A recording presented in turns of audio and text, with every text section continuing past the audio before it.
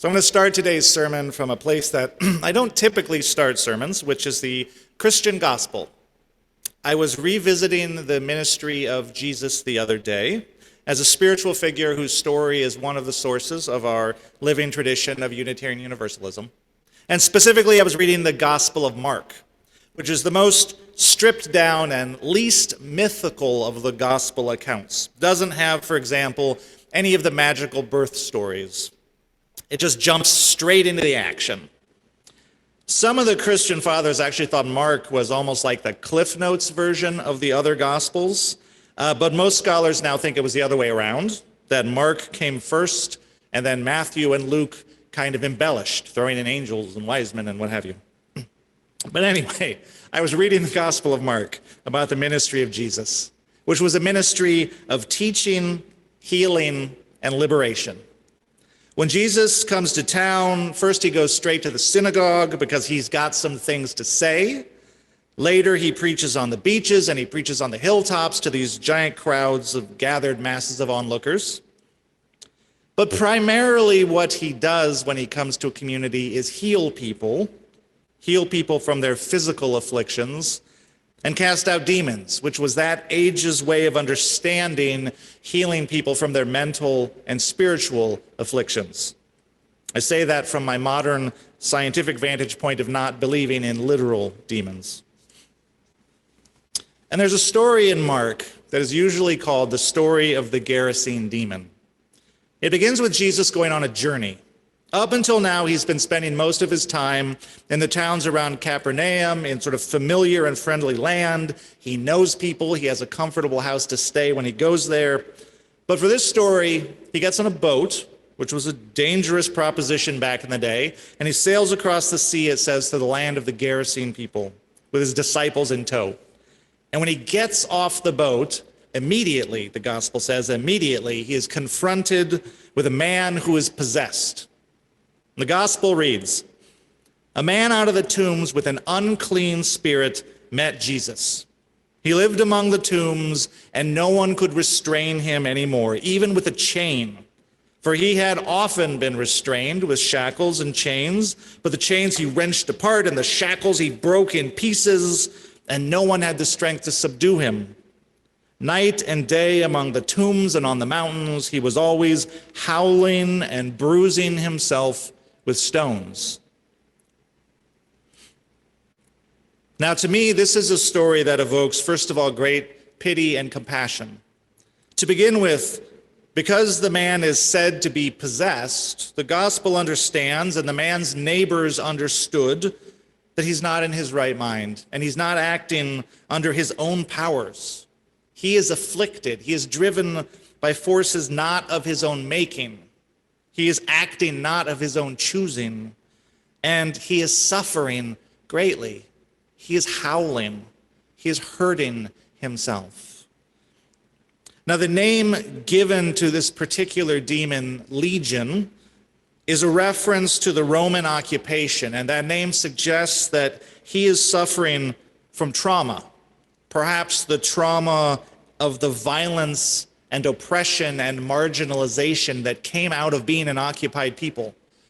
Perhaps he is suffering individually, or maybe he is meant to be symbolic for the trauma that the people of that region were suffering under empire. Either way, the overwhelmed and frightened community in which he lives doesn't know what to do with him. They try chaining him up, and when that doesn't work, they isolate him. And it's a terrible image. Now, confronted with such a figure, alone in a faraway neighborhood, any of us might be forgiven for just jumping back in the boat and going, you know what, let's sail a little farther up on the beach. But Jesus stays, and he engages with the man and with the forces of his affliction. He hears his story, and ultimately he casts out the demon and heals the man. And the grateful man, now free, asks to become a follower of Jesus. But Jesus asks him instead to return home and to rebuild his relationship with his family and his community. Now, there are many layers to this story, and there are lots of different ways to interpret it. But one of the interpretations that I really like and I have to beg your forgiveness because I don't remember where I first heard it. But one of the interpretations that I like is the one that focuses on the fact that the story begins with a journey. Jesus is not in his familiar stomping grounds. He crosses a sea to get to the man, and once he encounters him, he engages with him unafraid, and he engages with the story of the man's oppression, and he heals him. And so the story reminds me of the powerful words that Brian Stevenson spoke at the Unitarian Universalist General Assembly just a few years ago, I think 2017, when he told us that if we want to be justice makers in the world, we have to get proximate. He said, if you want to heal the suffering of the world, you have to get proximate to that suffering. If you want to free the prisoner, you have to get proximate to the prisoner, which means you have to leave your world and enter theirs to understand their story. For any justice work to be done, we have to cross that sea. We have to leave the comfortable confines of our neighborhoods and our own stories and enter into the lives and stories of others. Now, Unitarian Universalism is in fact a religion that calls us to be justice makers and calls us to be peacemakers and healers of the world. Our second principle commits us to work for justice, equity, and compassion in human relations. Our sixth principle casts a vision of peace, justice, and liberty for all. And our seventh principle reminds us of the fact of our profound interdependence on one another and on the natural world, meaning everything we do is done in relationship. We humans are relational beings. And one of the terrible afflictions suffered in the Bible story of the Gerasene demon, and there is a lot of suffering in that story, but one of the particular sufferings is isolation. The man has been cut off from his community. He lives in suffering, and the community lives in fear, and the demonic forces of trauma and oppression are firmly in control. Healing in the story begins in the breaking of that isolation. It begins with the engagement, and it ends with the restoration of the man to his community, to his family and his neighborhood. In the book Defund Fear, which is the UUA Common Read for 2022, author Zach Norris spends a great deal of time talking about isolation and community. The book is about public safety and of what makes us actually safe versus what we think makes us safe or what we are told makes us safe. It's about how we can create safer communities. And Zach Norris is a Harvard-educated lawyer. He's the executive director of the Ella Baker Center for Human Rights in California, which his bio says creates campaigns related to civic engagement, violence prevention, juvenile justice, and police brutality, with a goal of shifting economic resources away from prisons and punishment and towards economic opportunity. So Norris is a guy who is doing the work on the ground of trying to promote safe communities. And you can imagine, just from what I've said already, that the book contains a lot of policy recommendations around things like policing and prisons and education and community investment. It's a very wonky book, lots of recommendations, all of which are well worth diving into. And UUI, in fact, is going to be hosting a two-part discussion of this book in February, and we're going to get into all those details in the discussion. Look to your e-blast for details about that. But Norris's primary thesis can be summarized as this: what makes us safe is community and relationship, and what puts us in danger is separation. And this is counter to our instincts, because our instinctive response to anything that feels threatening or that makes us feel unsafe is to move away from it, right? To remove ourselves from that unsafe thing. Politicians and demagogues play on this instinct masterfully. Norris points out that the entire strategy of political fascism is to play on the fears of the community by identifying the frightening other and then casting that other out. The fascist vision of safety is one in which the threatening other is isolated or annihilated. But Norris instead is offering his version of Brian Stevenson's exhortation to get proximate. We are safest, he says, not when we remove, but when we stay proximate and engage with one another in creative and constructive ways. The way we are all safer together is by working together to create healthy communities. We're safer together when we can identify a common good and work towards it. We're safer together when we support one another and provide for our basic needs collectively. Now, when we think about being safe, when we hear those words, our imagination probably jumps first to headlines about crime. And here in Indianapolis, for example, we have a terrible problem with gun violence that claimed over 200 lives last year. But COVID has killed over 19,000 Hoosiers in that same time. In ordinary times, setting aside the pandemic, Hoosier women are twice as likely to die in childbirth compared to women in other developed countries, and that statistic has been getting worse since the year 2000, and it is worse still for women of color. Meanwhile, the life expectancy for white men, especially young white men, has been declining for years, in part because of the ravages of drug addiction and overdoses, and this is before COVID. Meanwhile, extreme weather events like wildfires and tornadoes are literally wiping entire communities off the map. So when we think about safety, what makes us safe? What keeps us safe? Our existing systems of public safety, Norris says, narrowly focus our attention on crime and a handful of identifiable perpetrators of public harm. And then it responds to those individuals with models of control and punishment that reflect and reinforce an us versus them mentality in our communities. We focus too much on crime and punishment, he says, and not nearly enough on resourcing healthy people and healthy communities. And then when harm does occur, we respond to the person who does harm with removal and isolation, which often makes the situation worse because removal and isolation do not promote healing. They do not promote the restoration of community. The entire system, Norris says, is driven by fear of the other, and it often responds violently to any perceived threat. Who gets to feel safe in such a system? I want to share a poem by the Indiana poet Ross Gay, who is a black man. It's called Pulled Over in Short Hills, New Jersey, 8 a.m.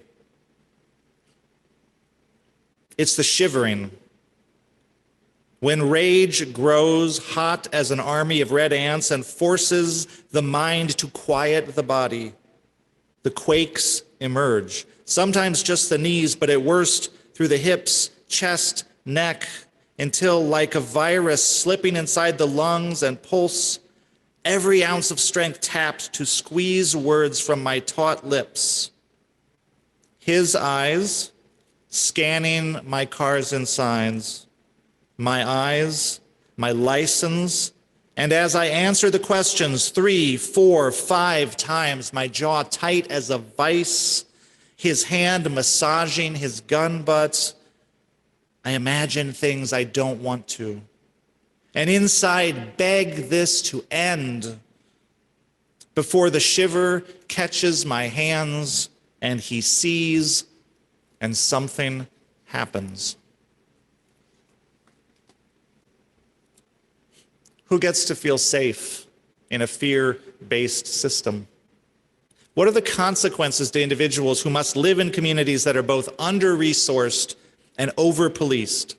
A friend of mine who's a community activist and also a black man once told me that since coming to Indianapolis, he'd been pulled over 5 times in 1 year just driving in his own neighborhood.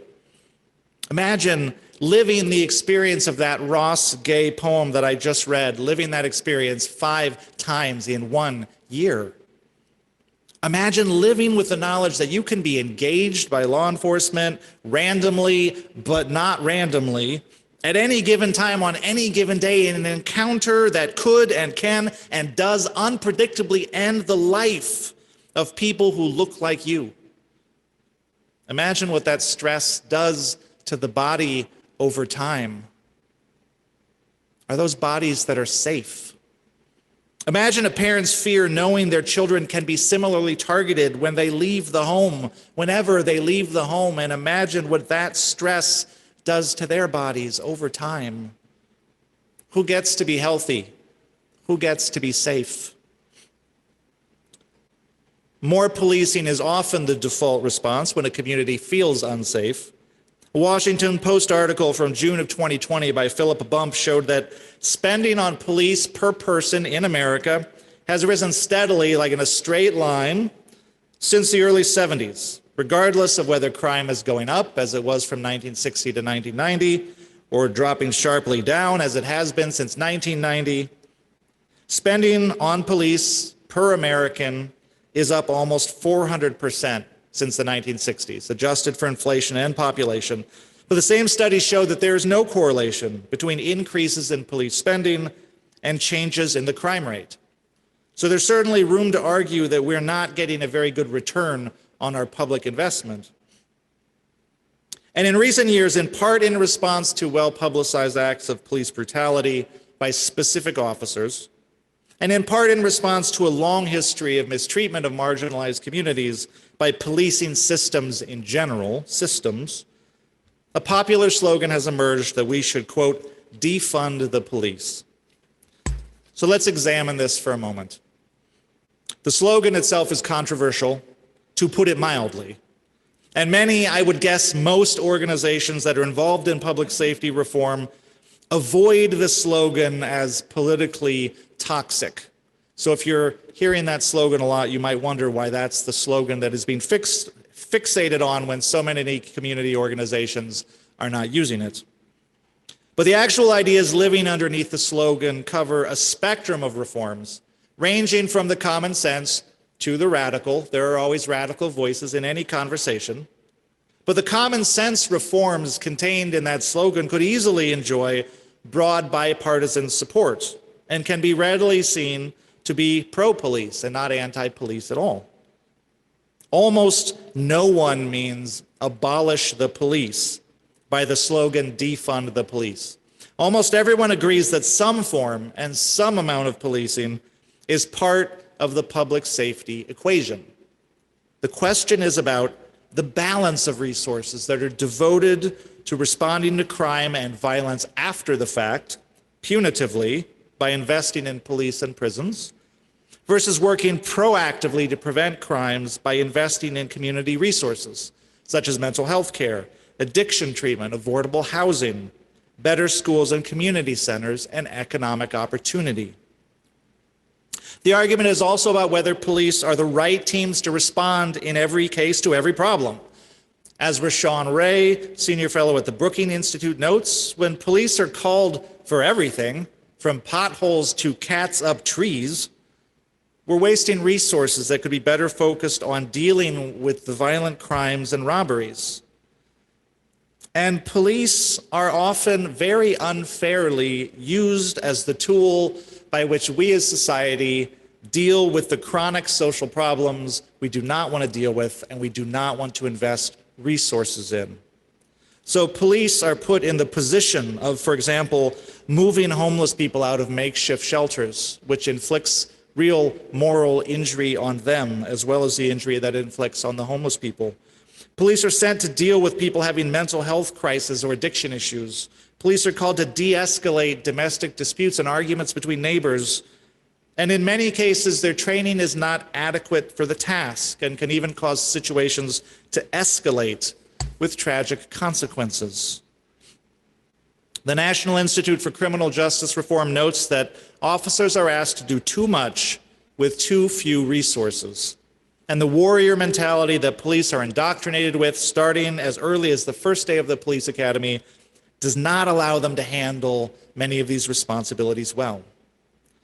So the argument goes, if we put adequate funding into dealing with these social ills, which require in many cases very different skills than policing per se, We could allow police to focus on the actual problems for which they are trained and appropriate, and the end result is that everyone is safer, including the police. Now, forgive me for being Indianapolis-centric here, because I know that not everyone listening today is from Indianapolis.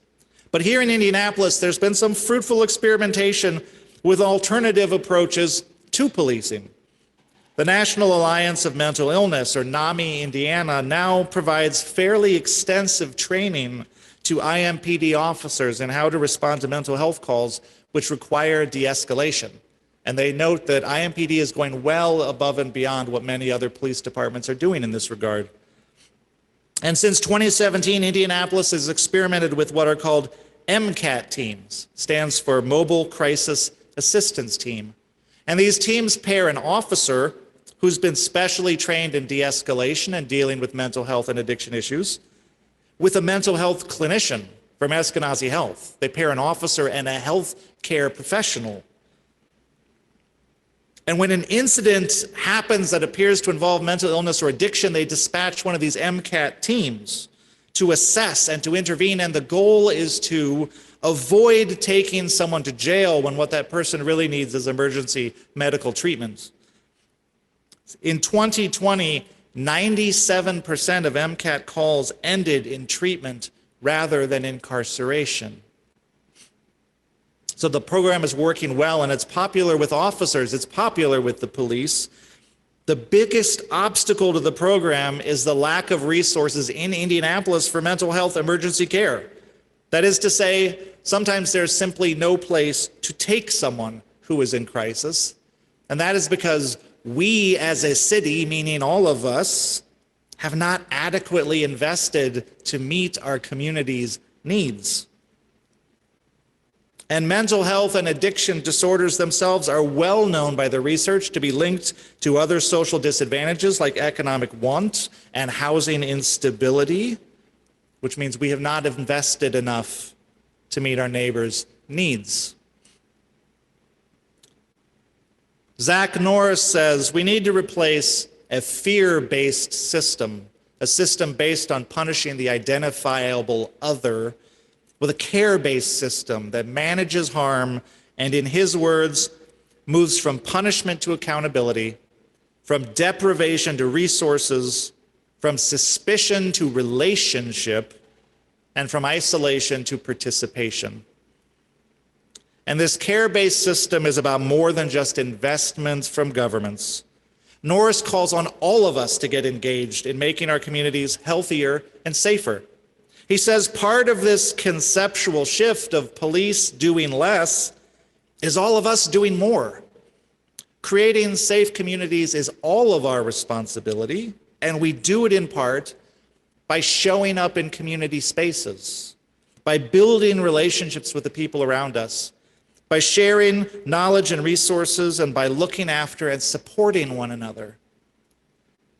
Norris quotes a 2017 study in the American Sociological Review that estimated that every new organization focused on reducing violence and building stronger neighborhoods in a community of 100,000 people leads to about a 1% drop in violent crime.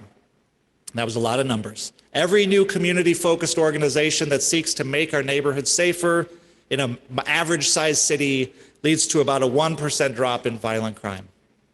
Real safety, Norris says, happens when we build relationship with each other, overcoming suspicion and distrust. In other words, real safety happens when we get proximate, when we learn each other's stories, when we imaginatively cross the oceans that separate my experience from your experience. We can't solve our collective problems from a place of fear and estrangement. We can't isolate our way into healthy communities. We can't save the planet if we can't even talk to our neighbors. So the question I leave for you and us to reflect on today is, what would it mean? What could it mean for me to get proximate to my community? What would it mean for us as individuals and for us as a church community? What are the opportunities in 2022, large or small, to cross the seas that divide us, to begin to heal our collective demons, to begin to heal our world? What would it mean? What could it mean for all of us to get safe together with no person left behind?